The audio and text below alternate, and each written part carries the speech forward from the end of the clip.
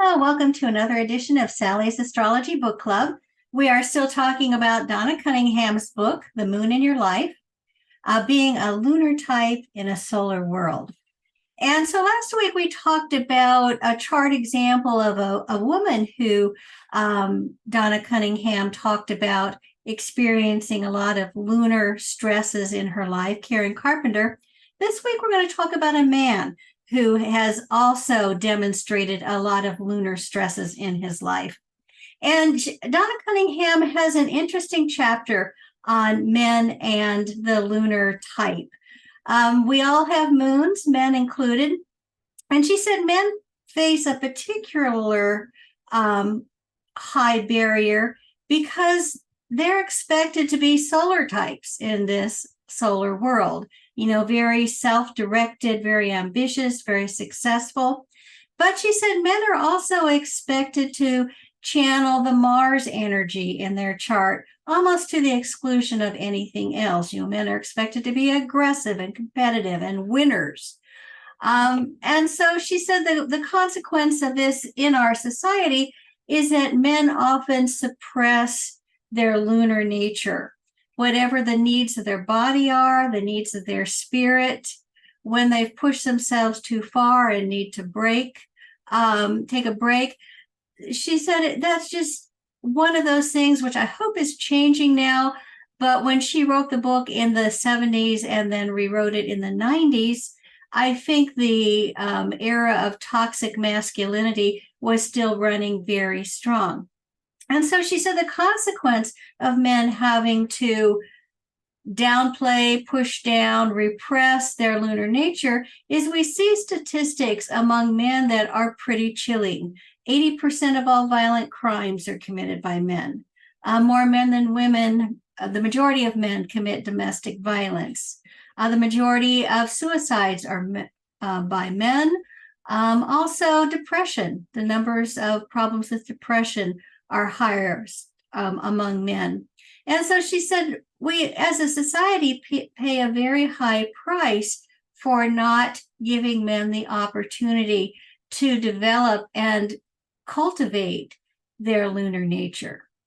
And so one of the charts she looked at for explaining the problem of suppressing the lunar nature was a chart of O.J. Simpson. And so I'll pull that up. He was born in July of 1947. I know most of you know who he is. He was very famous in the 1990s when Donna Cunningham was revising the book because he was tried for the murder of his wife and her companion, Ron Goldman. And so as we look at O.J. Simpson's chart, we know just from his biography that before the death of his wife, he was a supremely successful solar type. You know, he was famous. He was, I think, one of the most famous football players when he was in college and then when he played pro.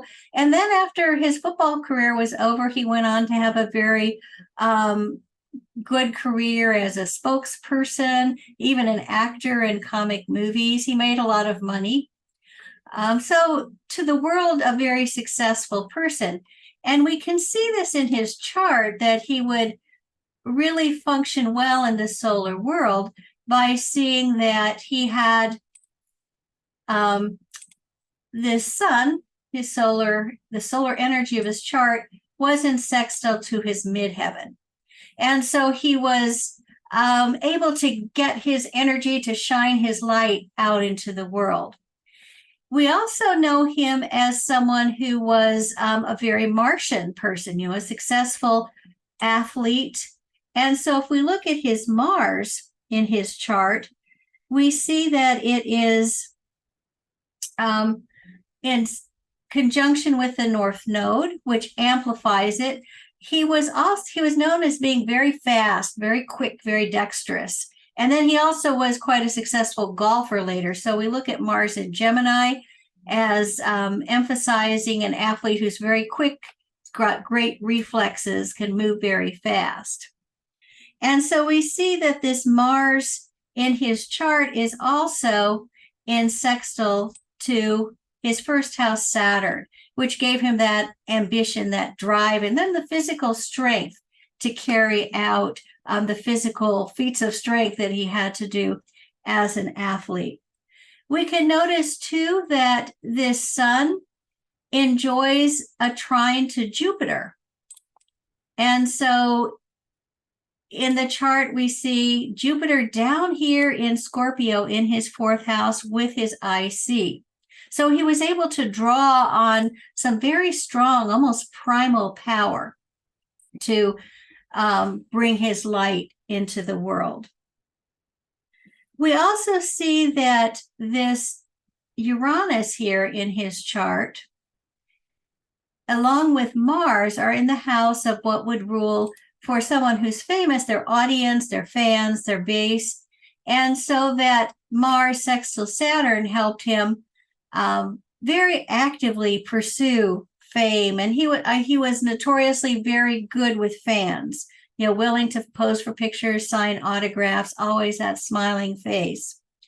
Also, we see the charisma is enhanced in his chart by Uranus in almost exact sextile to his ascendant. So he was able to just shine that kind of Leo rising charm out into the world and create a kind of electricity. He had a good career on television, even in movies. So all sorts of being able to broadcast to big audiences. Also, Uranus in Gemini, very articulate, quick-witted, and good interview. So all of these things kind of line up for showing someone who's going to be, presenting as a male in this world, very successful with the solar energy in his chart and the Mars position. But, he's what Donna Cunningham would consider a lunar type because he's a Cancer sun. Also, notice Venus and Mercury are both in Cancer as well. And so this is a person who, in spite of the outward bravado, is going to have some very, in the 12th house in his chart, undercurrents of need and insecurity, and always looking for something to make him feel less anxious, less alone, comforted, nurtured. And so you see a conflict. I always say when planets are in houses next to each other and signs next to each other, it's almost like they're in separate hotel rooms with no adjoining door.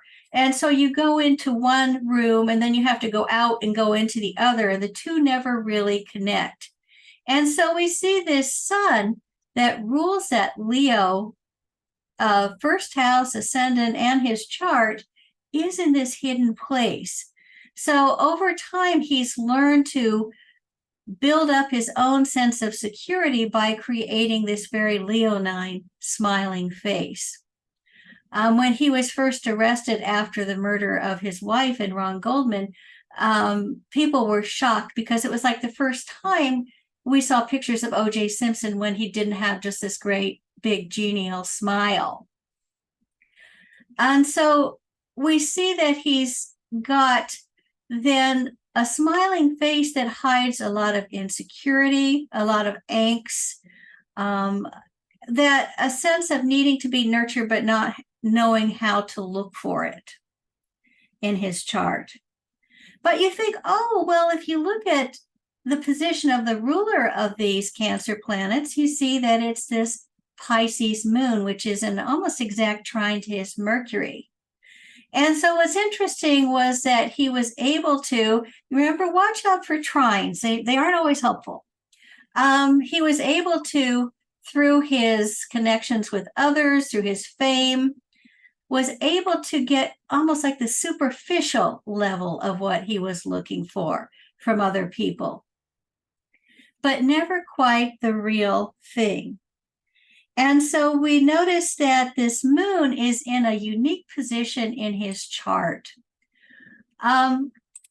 It's alone in the hemisphere of his chart. So if we draw a line down through the MC to IC, we see that most of his planets fall on this left side of the chart, which is more the self-directed part of our lives. If you've got a planet in any of these houses, traveling from the midheaven down to the IC, they indicate that these are self-directed planets.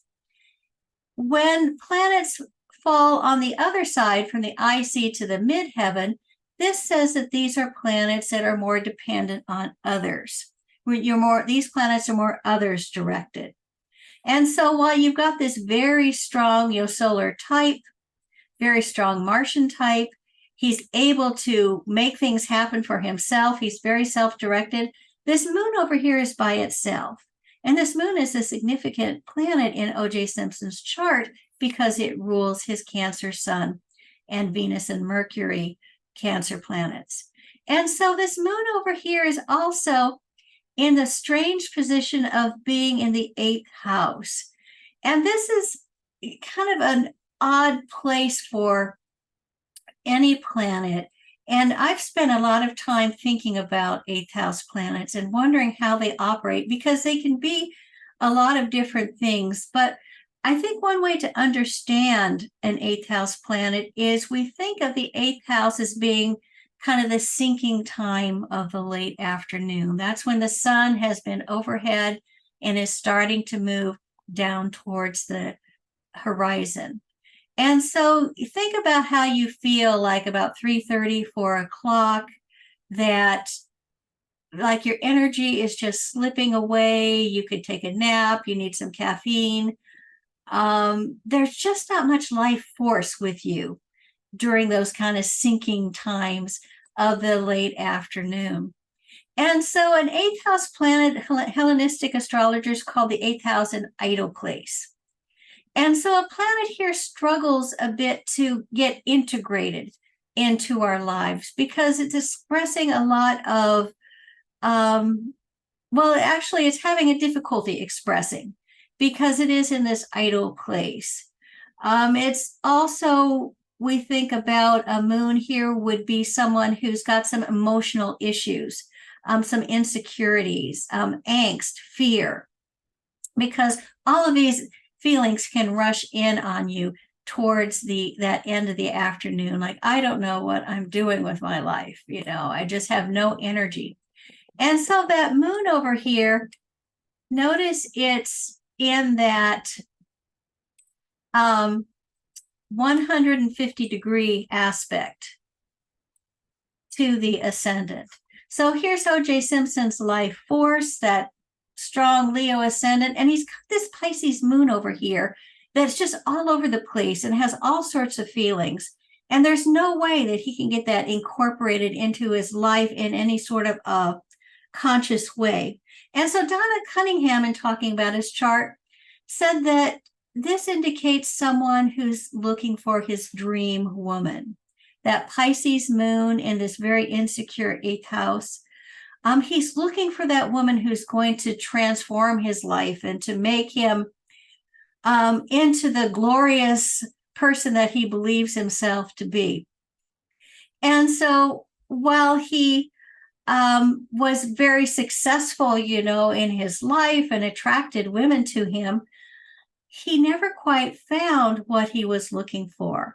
It set him up, Donna Cunningham says, for really a life of womanizing and pursuing a woman and then becoming disillusioned with her and then looking for someone else. And so you see also in his chart that moon is in square to Uranus in his 5th house. So he would just find someone that he thinks, in his 11th house. So he would find someone that he thinks, this is the perfect woman for me. She's going to make me happy. And then Uranus, she's going to reveal herself as a human being, an individual with her own life. And of course, that's going to set off an enormous emotional turmoil within him. And if you read about the history of O.J. Simpson with his wife, Nicole Brown Simpson, this was a very tumultuous relationship when he was constantly wanting her to become this perfect woman, even having surgery to enhance her appearance, and that she would constantly fight back. And of course, during the marriage, he was continuing this womanizing and pursuit of the perfect woman. And she was very angry about that. And so what transpired then over the course of the very long marriage was many horrible scenes of domestic violence, many ups and downs, many separations, finally a divorce, and then a getting back together. And so at the time that Nicole Brown Simpson was killed, along with Ron Goldman, this had reached a fever pitch in O.J. Simpson's life.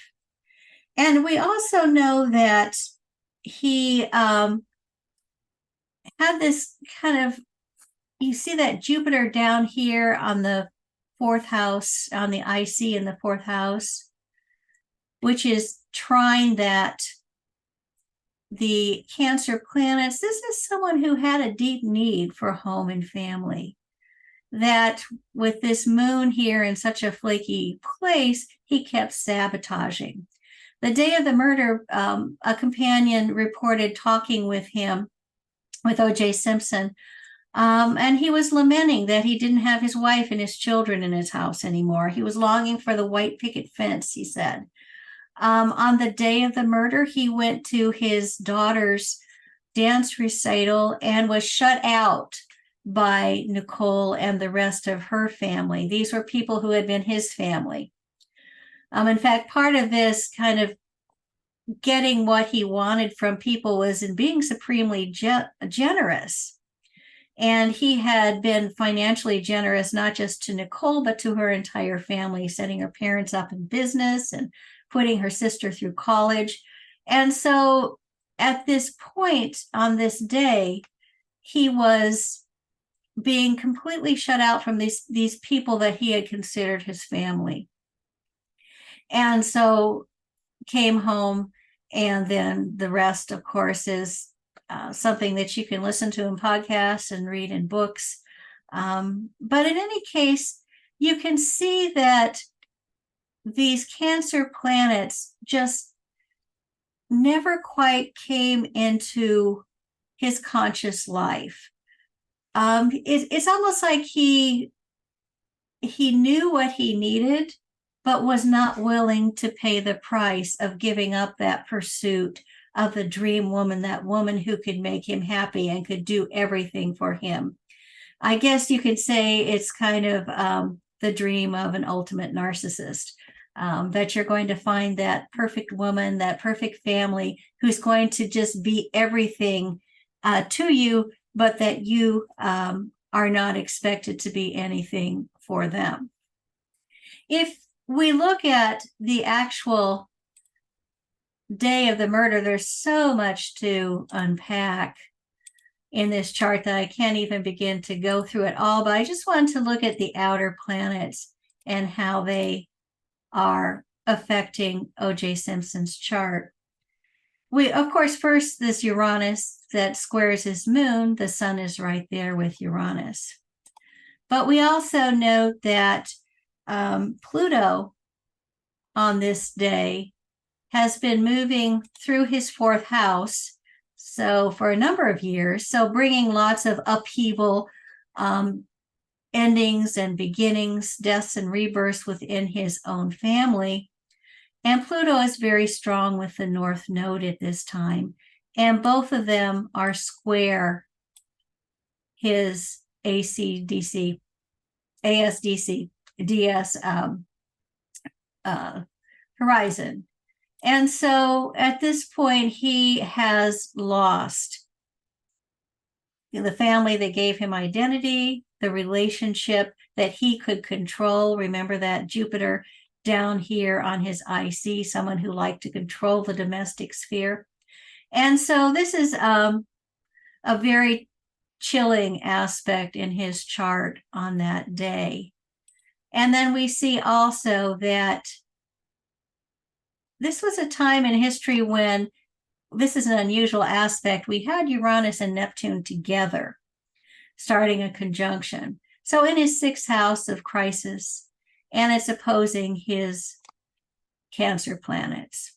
And so again, Awakening, you think Uranus and Neptune, a lot of confusion and sense of loss, awakening that 12th house Cancer planets that he, for all this time in his life, have really just ignored and pushed aside. But now Uranus, especially here, is not going to let it lie. Interesting, too, that in the chart of that day, Pluto is in trine to his moon. So again, watch out for trines. Pluto within Scorpio trine the moon shows that he's able to take absolute control of the situation. And then finally, we've got something else that's interesting in the chart. Remember, he has that very strong Saturn Pluto conjunction in his first house, and it's in sextile to his Neptune in the third house. Again, kind of helping him with that movement, being able to be very dexterous. But what is happening with Saturn? We see Saturn's in his 8th house of death, and it's creating a yod point to this Saturn, Pluto, Neptune sextile in his chart. So that's called the finger of God, a very fateful aspect. So in any case, this is something that Donna Cunningham has pointed out to us, that we all, as a society, benefit when we tap into our lunar self.